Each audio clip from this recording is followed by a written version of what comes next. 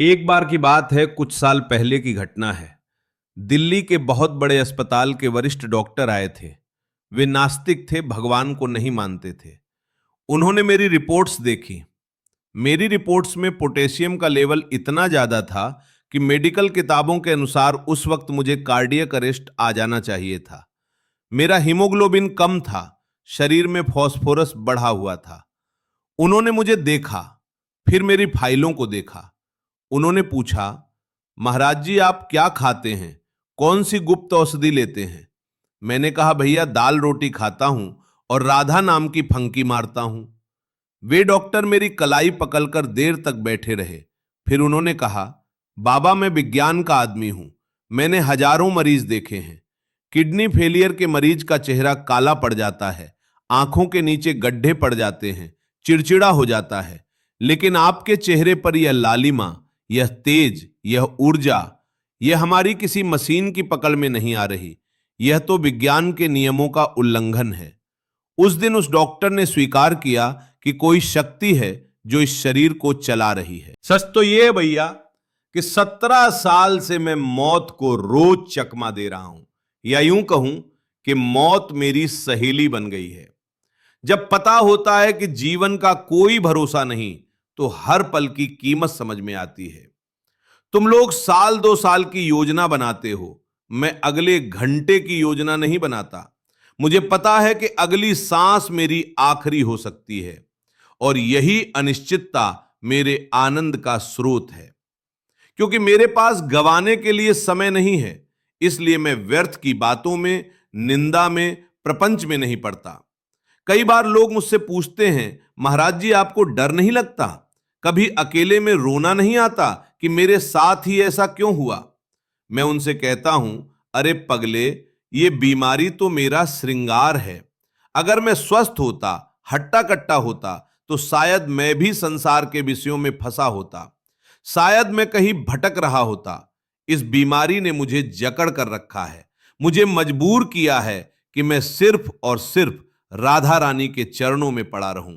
तो ये सजा हुई या कृपा? तुम विज्ञान की बात करते हो। विज्ञान कहता है कि बिना किडनी के खून साफ नहीं होता, लेकिन संतों का विज्ञान कहता है कि अगर नाम का आश्रय ले लो तो नाम तुम्हारे खून, मांस, मज्जा, यहां तक कि अस्थियों को भी दिव्य बना देता है। मेरा शरीर अब हाड़ मांस का पुतला नहीं रहा, ये अब नाम का एक यंत्र बन गया है। मैंने इन 17 सालों में मृत्यु को बहुत करीब से देखा है।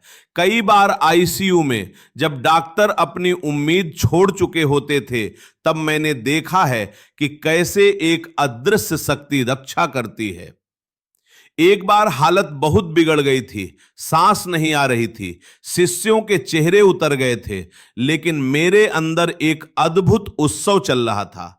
मुझे लग रहा था कि आज मेरी लाडली जू मुझे लेने आई है।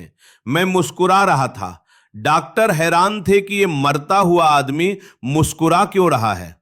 उन्हें क्या पता कि भक्त के लिए मृत्यु अंत नहीं, मिलन है।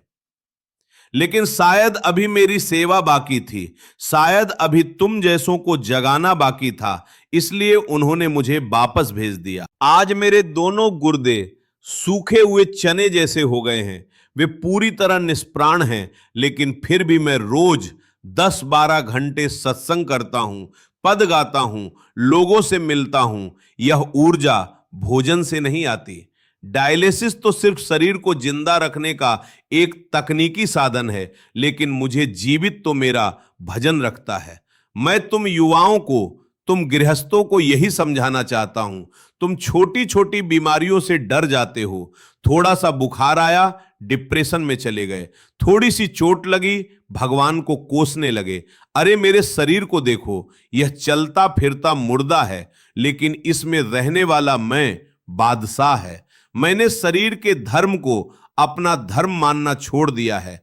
डॉक्टर कहते हैं आराम करो, मैं कहता हूं आराम हराम है। जब तक सांस है तब तक नाम है। जिस दिन यह मशीन पूरी तरह ठप हो जाएगी, उस दिन मैं असली आनंद लोक में चला जाऊंगा। यह 17 साल का जीवन एक चुनौती है उन लोगों के लिए जो सिर्फ शरीर को ही सब कुछ मानते हैं। यह प्रमाण है कि अगर तुम्हारी निष्ठा पक्की हो, अगर तुम्हारा समर्पण सच्चा हो, तो प्रकृति के नियम भी तुम्हारे लिए बदल जाते हैं, जहर भी अमृत बन जाता है। मेरे पास कोई सिद्धि नहीं है, मैं कोई चमत्कारी बाबा नहीं हूं। मैं तो बस एक साधारण सा बीमार सा इंसान हूं, जिसने एक बहुत अमीर मालकिन की चाकरी कर ली है।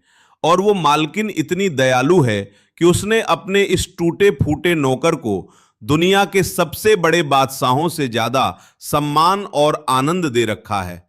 तो भैया, मेरी इस कहानी से, मेरी इस टूटी हुई किडनी और चमकते हुए चेहरे से बस एक ही सीख लेना, परिस्थितियां कैसी भी हों, शरीर कितना भी साथ छोड़े, डॉक्टर कितनी भी डरावनी बातें करे, तुम अपना भरोसा मत खोना। विज्ञान की अपनी सीमाएं हैं, वह तर्क तक जाता है, लेकिन जहां तर्क खत्म होता है, वहां से प्रेम और विश्वास की दुनिया शुरू होती है।